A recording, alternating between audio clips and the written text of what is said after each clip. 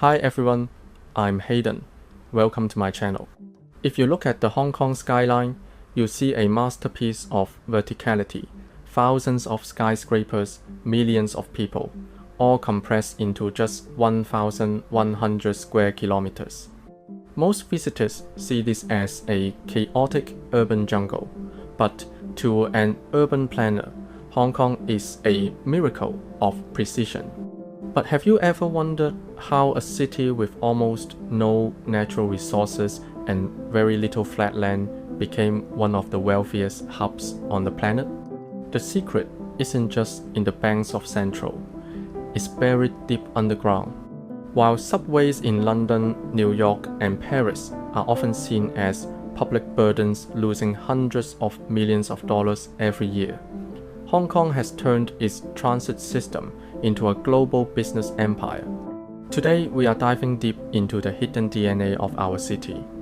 We are decoding the rail plus property model. It's the engine that built our skyline, funded our infrastructure, and fundamentally changed how humans live in a high-density environment. To understand why Hong Kong is unique, we first have to look at the global crisis of public transit.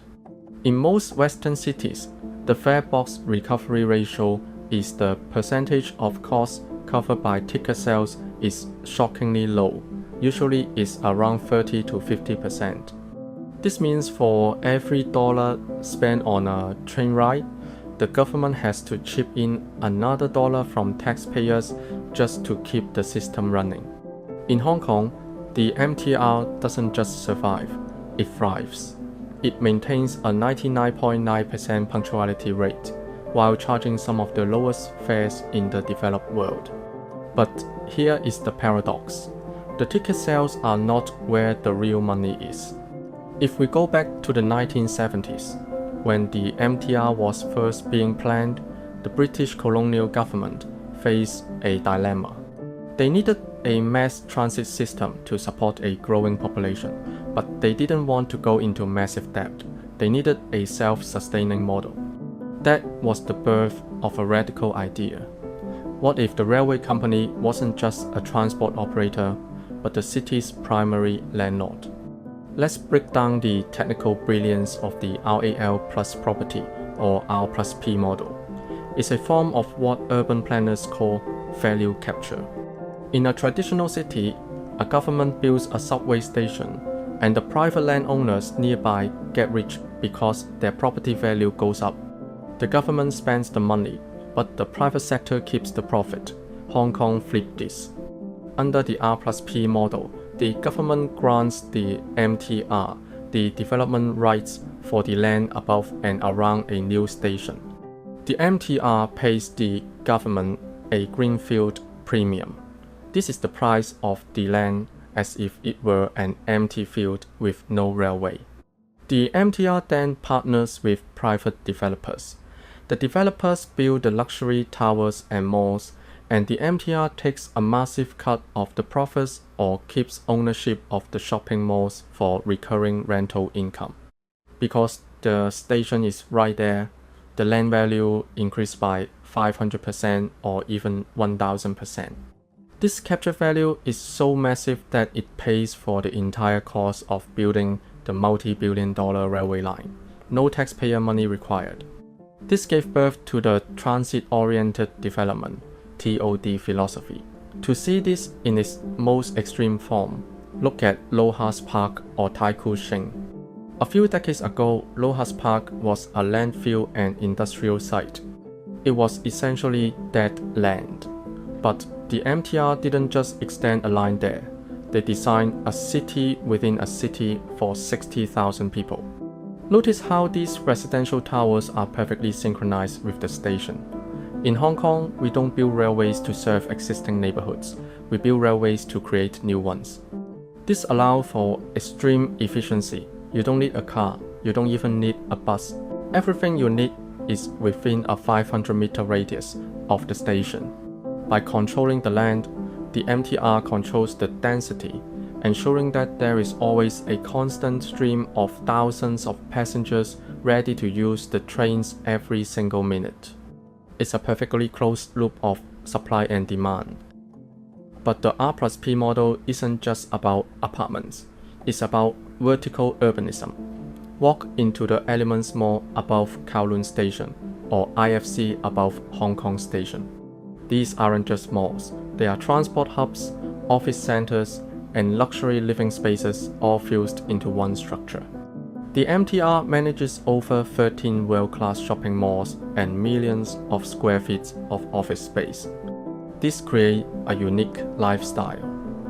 In many global cities, the last mile of a commute, the walk from the station to your home, is the hardest part.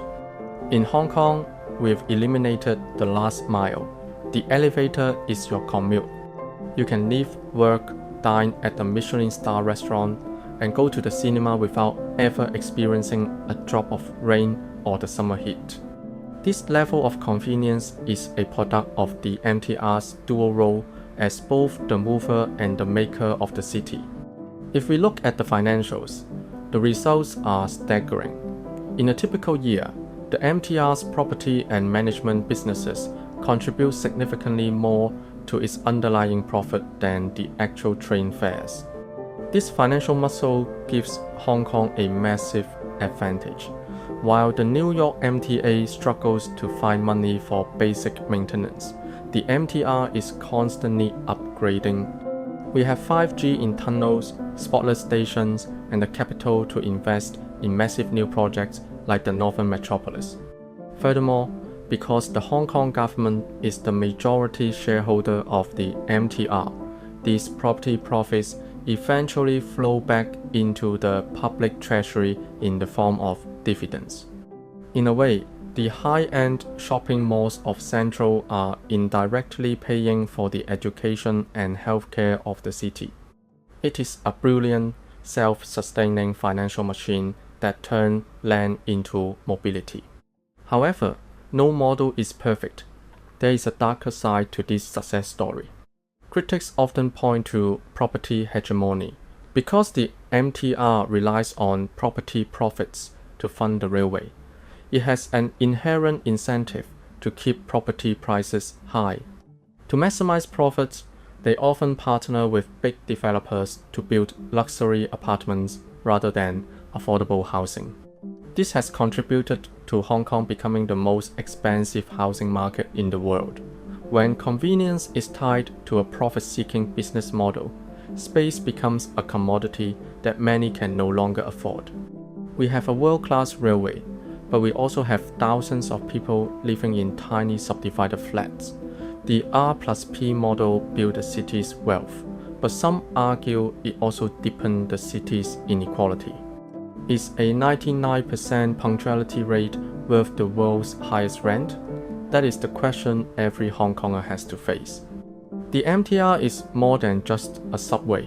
It is the architect of our reality. It proves that with the right logic, a city can grow without limits, even on a tiny rock in the South China Sea. As we look toward 2026 and beyond, this model is evolving. With the integration of the Greater Bay Area and new mega projects on the horizon, the MTR empire is set to expand even further. I'm Hayden. I hope this deep dive gave you a new perspective on the ground you walk on. If you want to decode more hidden stories of Hong Kong, please hit the subscribe button and join me on this journey. Thanks for watching. I'll see you in the next one. See you in the next one. See you in the next one. See you in the next one. See you in the next one. See you in the next one.